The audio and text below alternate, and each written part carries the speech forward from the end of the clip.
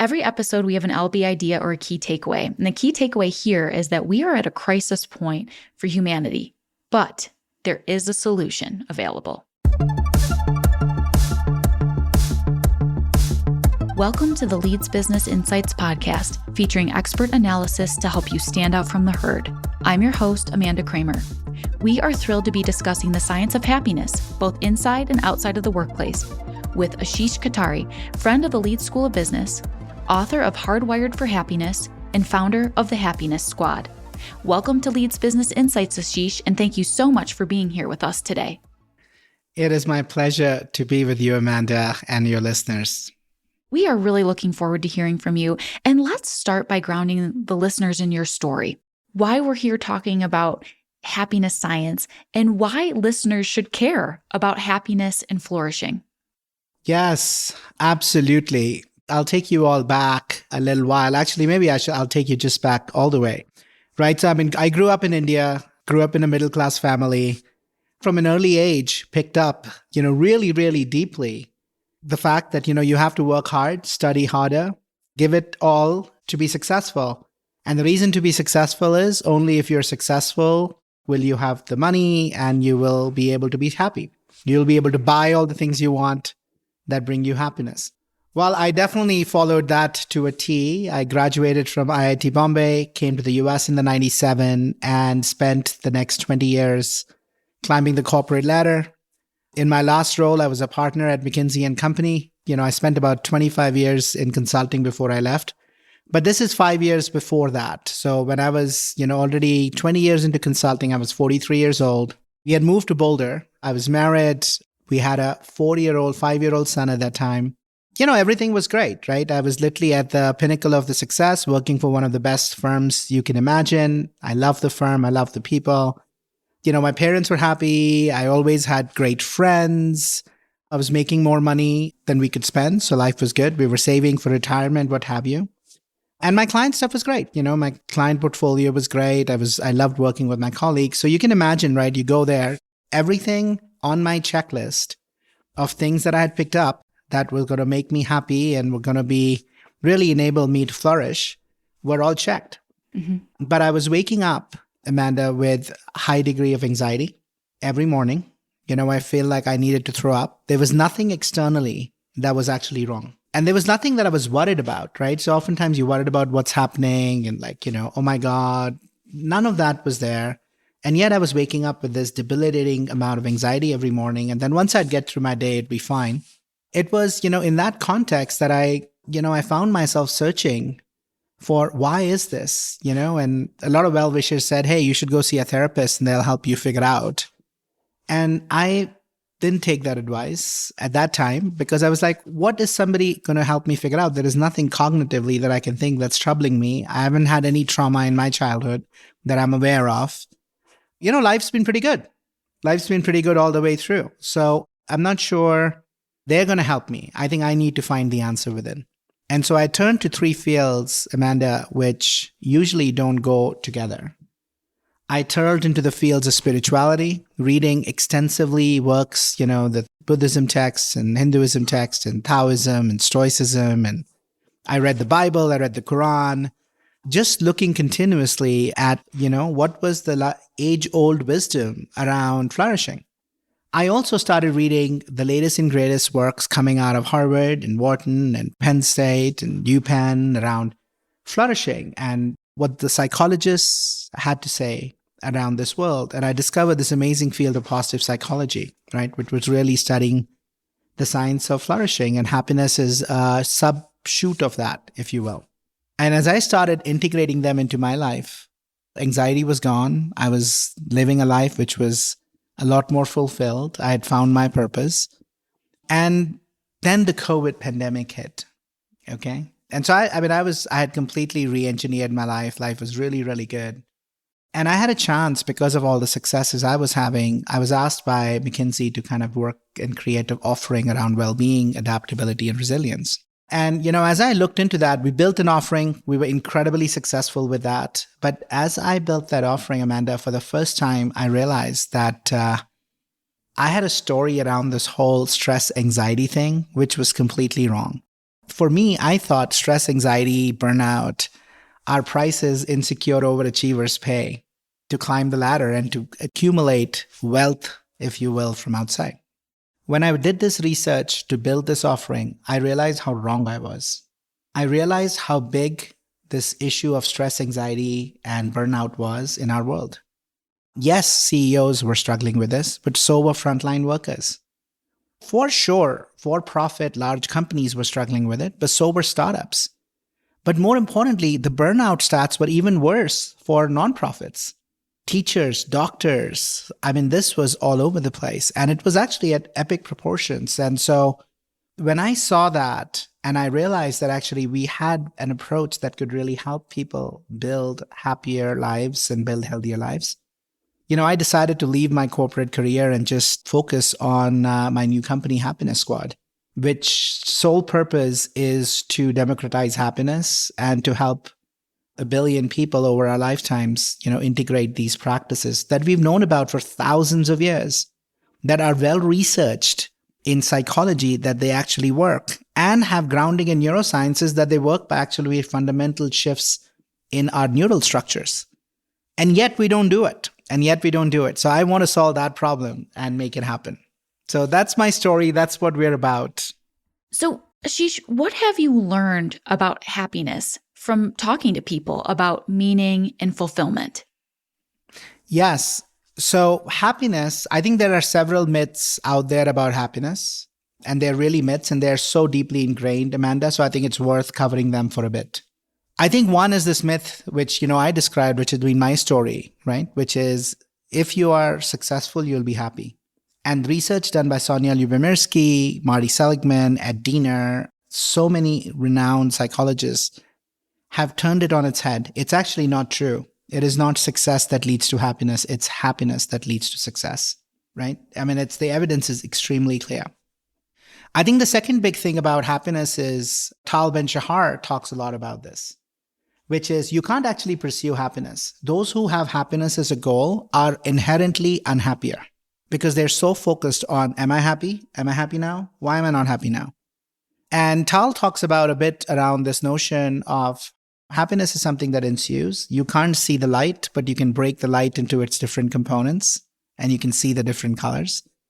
And that's, I completely agree with that approach. And that's been my experience. And that's been the experience through all the work that I've done with people, which is if we can help people integrate practices, a way of living, I think happiness ensues. The longest running study at Harvard around flourishing clearly points that almost 60% of the longevity, the success, flourishing, and life satisfaction is actually driven by the quality of relationships we have. So I think that's a really, really big deal. And then the other big deal is, how we're feeling physically, mentally, spiritually. How are we doing? Are we taking care of our bodies? Are we taking care of our minds? Are we really taking care of our spirit? Our energy, our bigger reason for being. And as we integrate these into our lives, happiness ensues. It's the byproduct of all of this. Absolutely. And Ashish, I want to talk with you more about this from both an individual perspective and an organizational perspective. Yes. So for those listening, how can they think about their own happiness journey and find meaning and happiness in what they do? Yeah.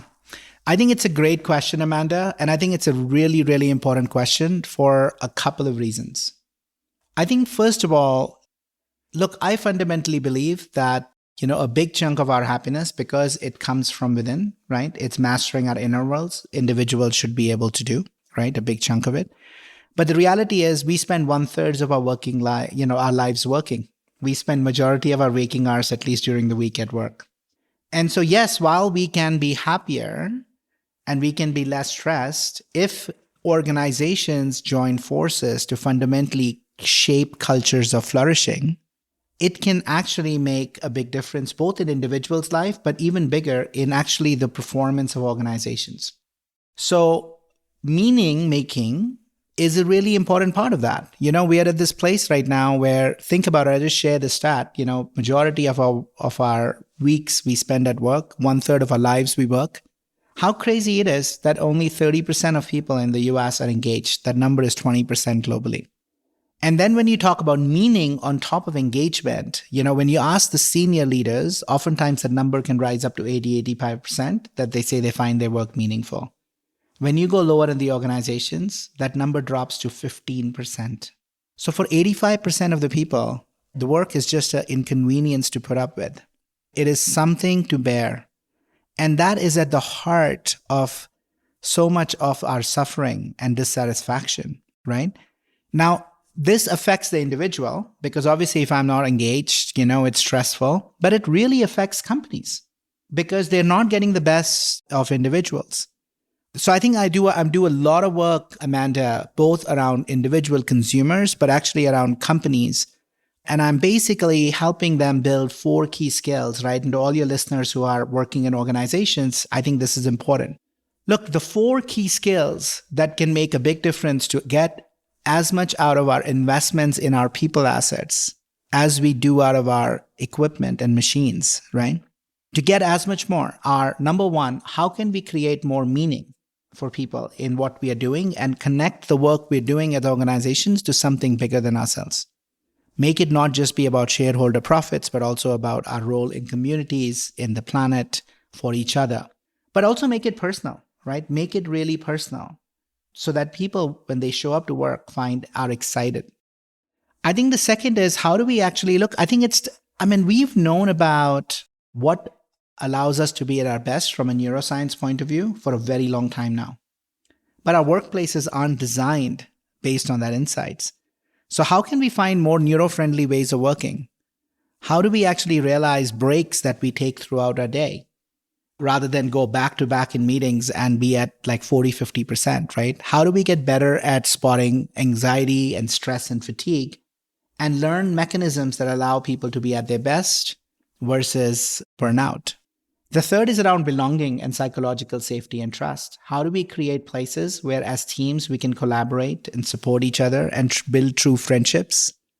Because guess what? When you do that, not only do people feel great, but they are at their best in terms of creatively be able to generate ideas. And finally, how can we create workplaces that are fundamentally creating positive energy spirals? So that when people show up, they're excited about Monday and they leave with more energies versus completely drained out at the end of the day and end of the week. Mm-hmm. And so Ashish, you've answered my next question. I'm wondering if you have any more to add on to that, which is how do we create organizational buy-in around this? So we do it by, again, tying it to the impact that this thing can really drive. But listen, I've been doing a lot about this as I go around the country talking to executives. And I say, look, all I'm asking you to do is, because sometimes this thing can come across as, oh, this is all soft stuff. And yeah, it's nice, but do I really see it? And I actually tie it to something that they've done for 100 years, okay? Think about it. Most manufacturing companies or any company that has capital investments, they know how to get the most out of their assets, right? Mm-hmm. I said, look, human assets are the same. Availability loss is 30% of your roles are not filled or people are calling in sick. Performance losses are you have new employees that are not operating at the same level as the ones you lost or are burnt out and are only at 30, 40% output because they're just exhausted. And your teams are operating at the way that they can. So that you have lots of meetings, takes much longer to make decisions. And your quality losses are people are making suboptimal decisions, near term versus long term, one stakeholder versus another.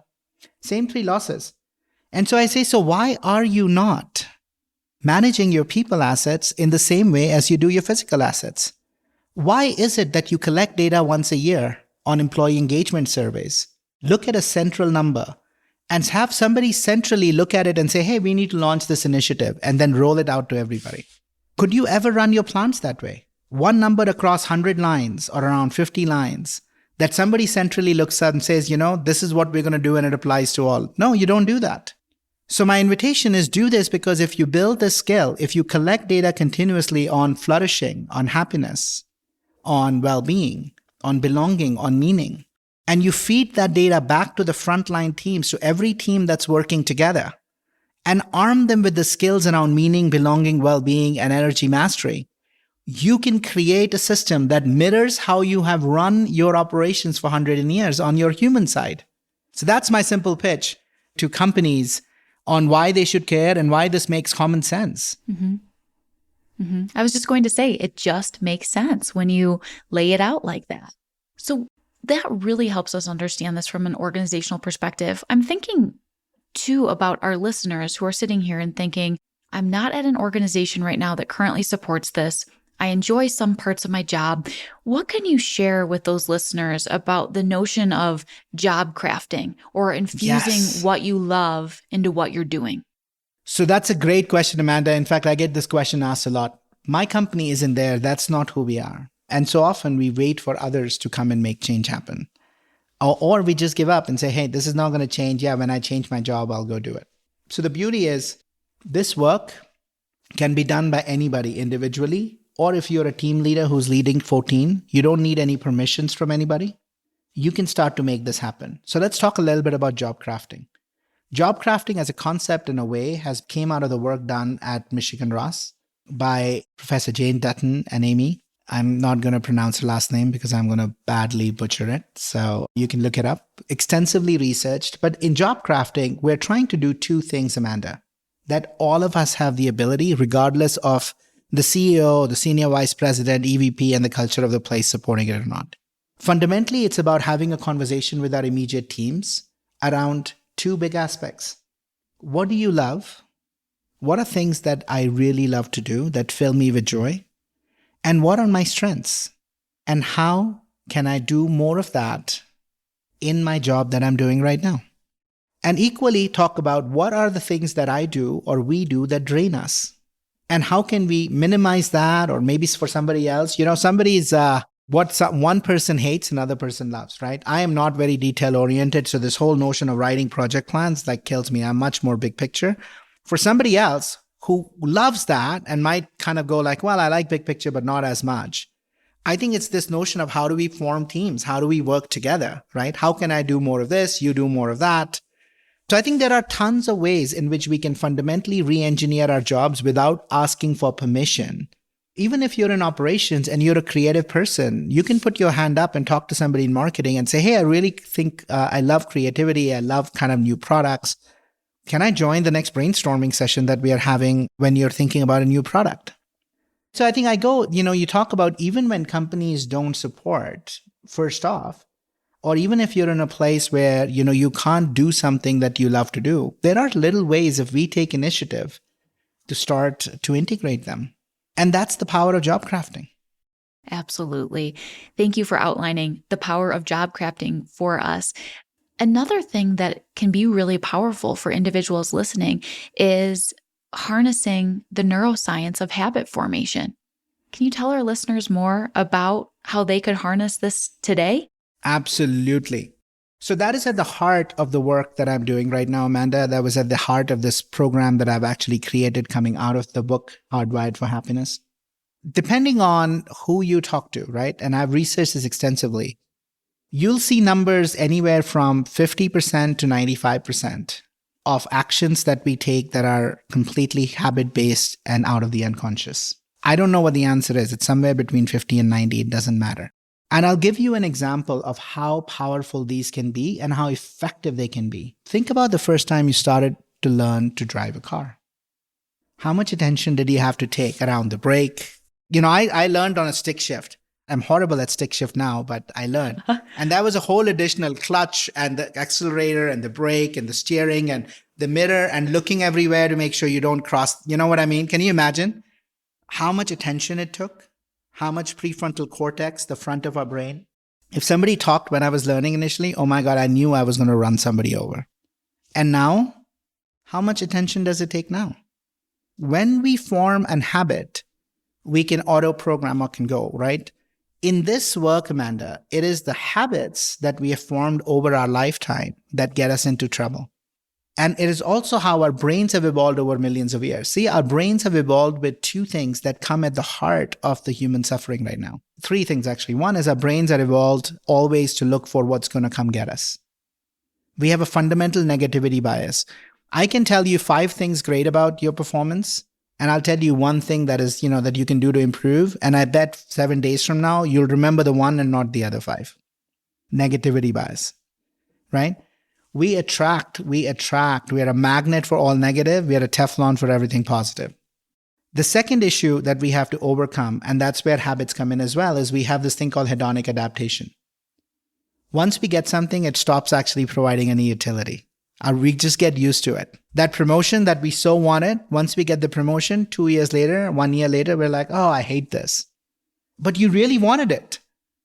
I know, but times change, right? Hedonic adaptation.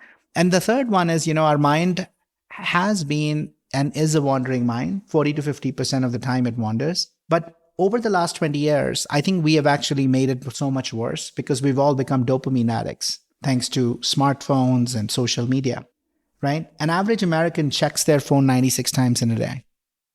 So we're constantly kind of multitasking, looking all over. And research is, again, very clear. When we multitask, we drain our brains. We are less efficient. When we are stressed, when we are triggered, when we're focused on the negative, especially if we have, something that threatens us, we lose IQ points. Daniel coined the word amygdala hijack, Daniel Goleman. So we know all this, and that's where habits help. Fantastic. Thank you so much for that information, Ashish. Every episode, we have an LB idea or a key takeaway. And the key takeaway here is that we are at a crisis point for humanity, but there is a solution available. We've gotten hardwired for fear, and we're seeing the world from a place of fear, solving for the self rather than the other, solving for survival rather than truly thriving. And if we actually do build habits around these 9 practices that I write about, I think we can hardwire our brains for happiness, and I think we can create much better outcomes for ourselves, for our families, our teams, and more importantly, our planet. I love it, Ashish. Thank you. Speaking of doing this work, could you share with us 3 tips that listeners can implement right away?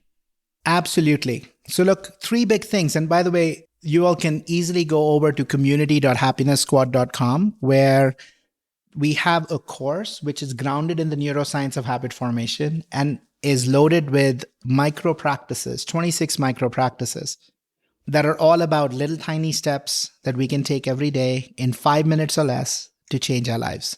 I'm going to give you 3 of my most favorite ones from there. The first one, mindful breaks. A lot of people, I'm sure, have told you should meditate. Meditation is really good for you. Yeah? Absolutely. Meditation is amazing, but most people don't do it because they have the story that I can't, like my mind is all over the place. And we're also very exhausted because we're running continuously. Here's one of the micro practices. Take 4 1 minutes during the day.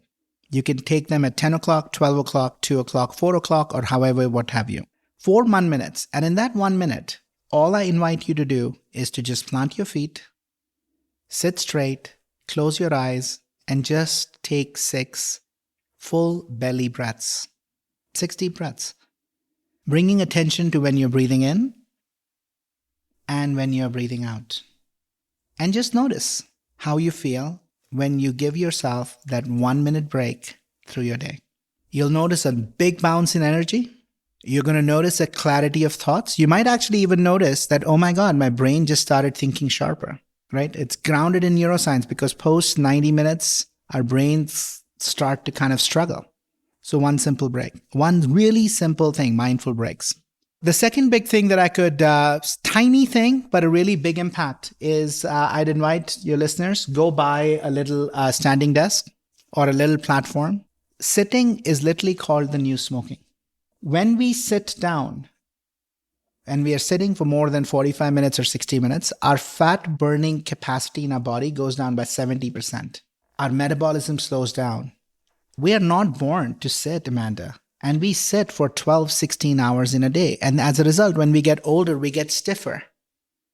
We have all these aches and pains because we are sitting. Our bodies aren't meant for sitting.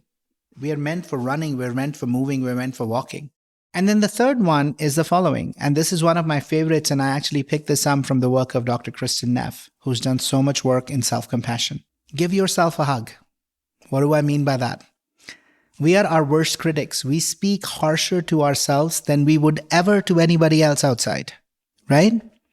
So when you find your inner critic raging, just take your arms, put them on each other, and just give yourself a squeeze. You might even want to rub your shoulders. just for 3 or 5 rubs, and just notice what opens up for you. For me, it is warmth.